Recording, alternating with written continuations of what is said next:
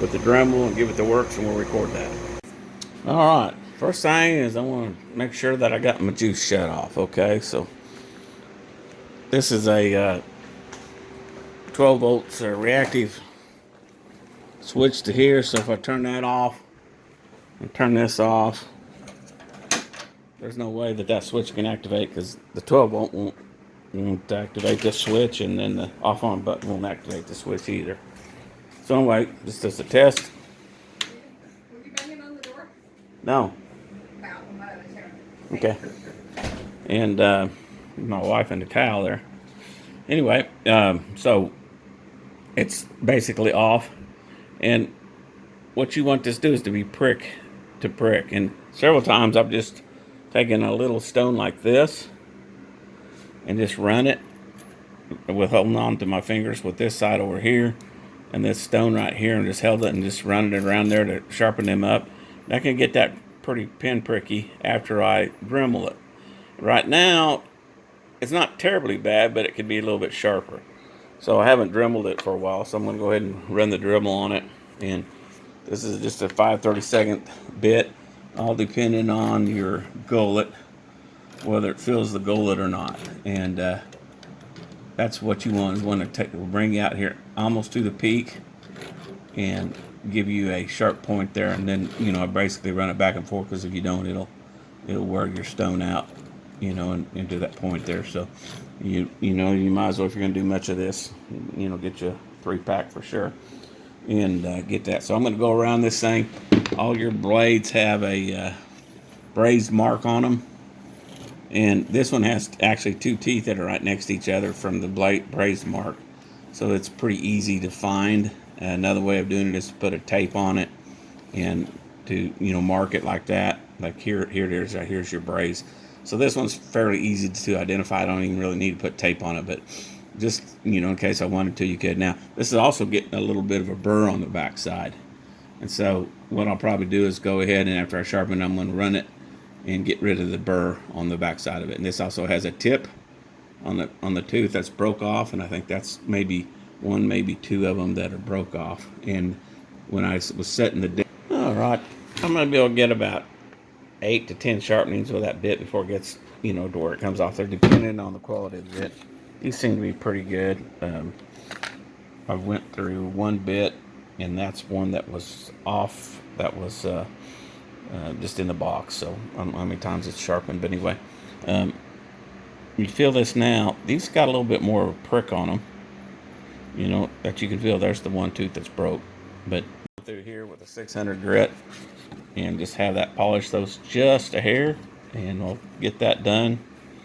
And basically all I'm doing is just having that go down past it. So I'll run that tape through there all one time. All right, I ran that through there just twice, and it's a little pricky. Yeah, that's what they said. It's like a cat's claw. When you feel it, you want it to prick you a little bit, so like it'll grab hold of your skin, kind of like a cat's claw prick. Okay, got that done.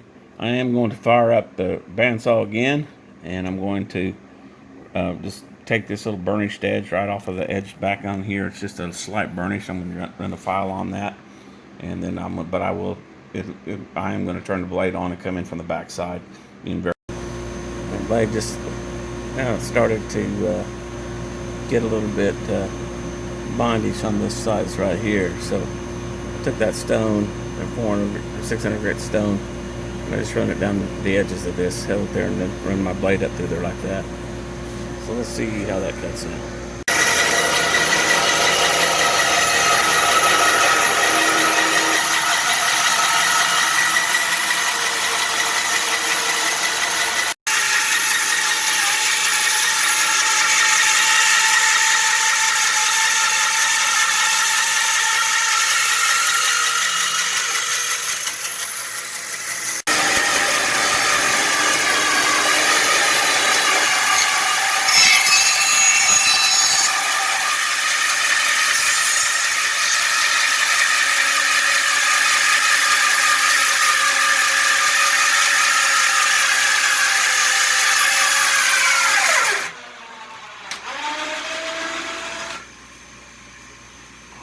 150. It ain't all dreams and good stuff.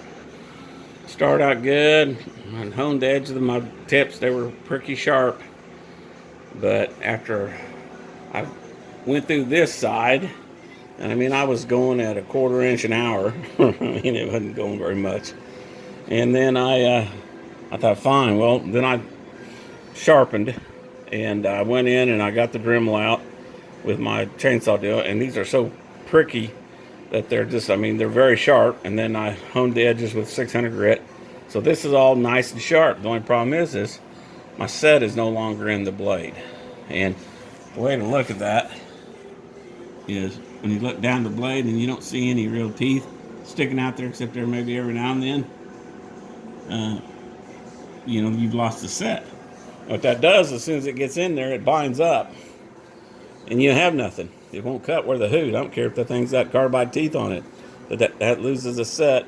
It just won't cut.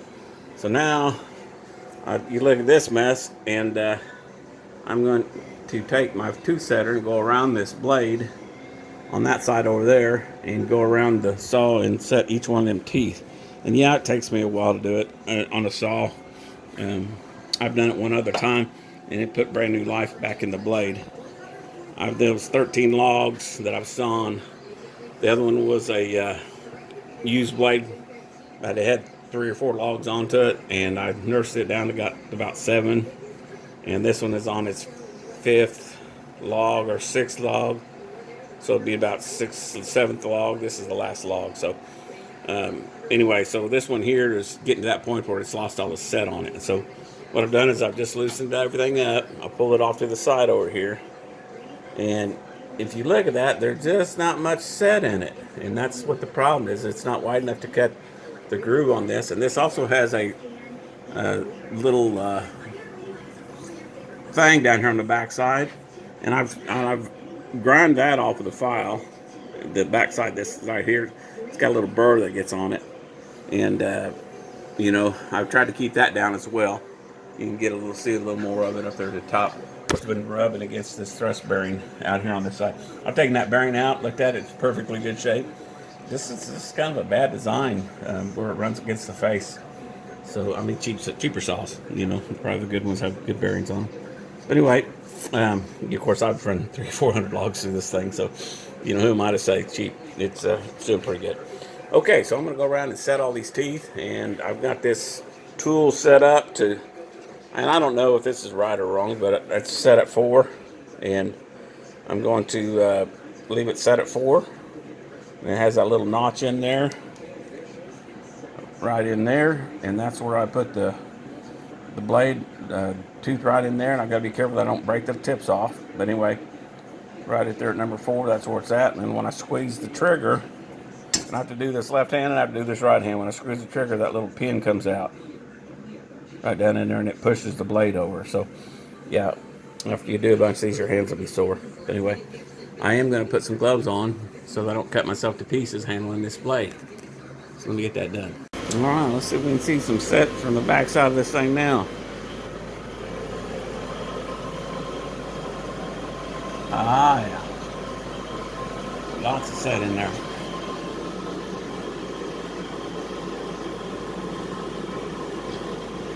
Anyway, you can't really see it, but man, there's just a whole lot more set. You can feel it.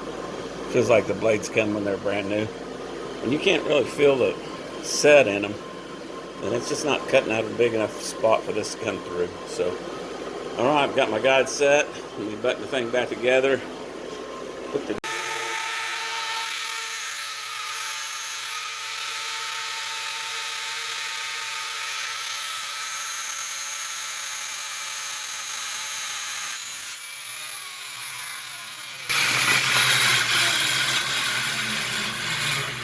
all right, I couldn't get through that before, so setting the teeth on that made all the difference in the world. And so there you go. You gotta set that teeth, and you go on 1 inch, 2 inches in there, and she binds up. And yeah, she's back to cutting clean and straight again. So let's get them logs cut out and get my boards made up. Well, that's what you get whenever got that thing too full. The bag's full. I don't know. But it's vented outside, but it's probably, we'll see what it looks like outside here in a little bit. Anyway, that's a mess. I gotta go dump it. All right, you never gonna have enough stickers. I'm shy about 2 rows. So let's see how many of those netted me here again. 1, 2, 3, 4, 5, 6, 7, 8, 9, 10, 11, 12, 13, 14, 15, 16, 17, 18, 20, 21, 22, 23, 24, 25, 28, 29, 30, 31, 32, 33, 34, 35. Almost 36 of those. 36 times 8 board feet per layer. Times 4 feet. Well, 36 times 8 board feet. They're 4 feet long, 24 inches wide, and there's 1.25 and inch in there. So that was those 15 logs. Can't remember how many there was there, but it was a bunch. I'm ready to do something else.